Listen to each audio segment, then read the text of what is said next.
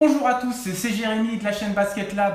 Bienvenue pour cet épisode numéro 4 où on va voir un petit aperçu de la Air Jordan 31.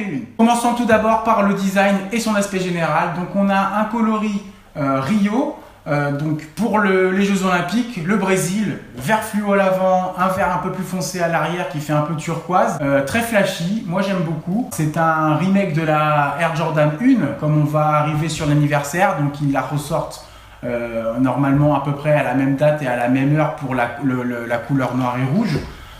Donc on a vraiment l'aspect de la Jordan 1 avec tout ce qui se fait de plus performant actuellement. Le petit signe, le premier signe Jordan sur l'intérieur du pied, le nouveau qu'on connaît tous ici. On a le petit signe Nike parce que la première Jordan c'était chez Nike. Donc du coup on va dire que c'est un peu un cadeau d'anniversaire chez Jordan. On y va pour la traction. Donc on a une semelle translucide, un outsole translucide qui va être assez souple. Donc en indoor c'est impeccable. En outdoor je déconseille. Là, on peut voir que la chaussure est très plate. Ça ressort un petit peu sur l'arrière. Dommage, moi j'aurais bien voulu que ça soit vraiment comme à l'avant, tout du même niveau. On aurait au niveau du grip quelque chose d'uni et on aurait eu vraiment des contacts avec le sol partout. Pour l'amorti, Jordan a la particularité d'utiliser le Unlock Zoom. Le Unlock Zoom, c'est un système de plaques, donc la Flight Speed sur celle-ci, qui va vous prendre l'unité Zoom en sandwich et qui va vraiment conserver toute l'énergie. Donc au lieu que l'énergie s'échappe un petit peu partout, quand vous mettez un appui, l'énergie va se dissiper partout. Moi je suis un grand fan de l'Unlock Zoom, pour moi c'est le meilleur, c'est ce que je veux et c'est ce que je veux acheter. Donc pour le revêtement choisi, nous avons une mèche en Flyweave, c'est Jordan qui fait leur propre tissage, donc qui est un peu différent du Flyknit de chez Nike et qui va être un peu plus compact.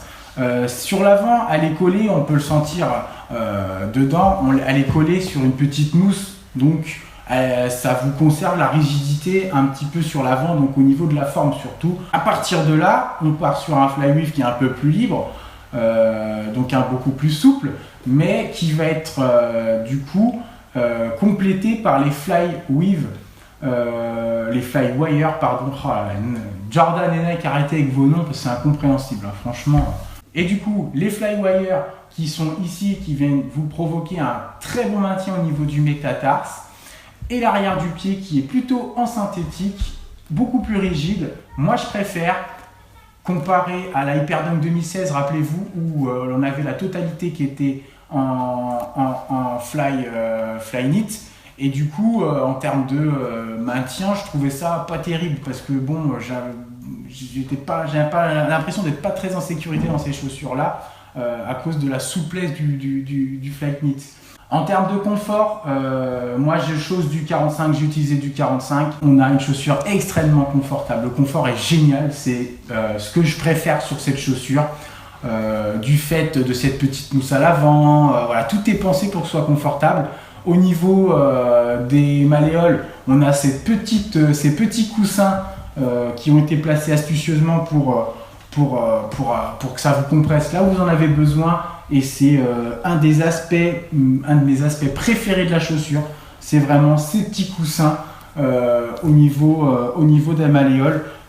En termes de prix, on est quand même à 200 balles la chaussure.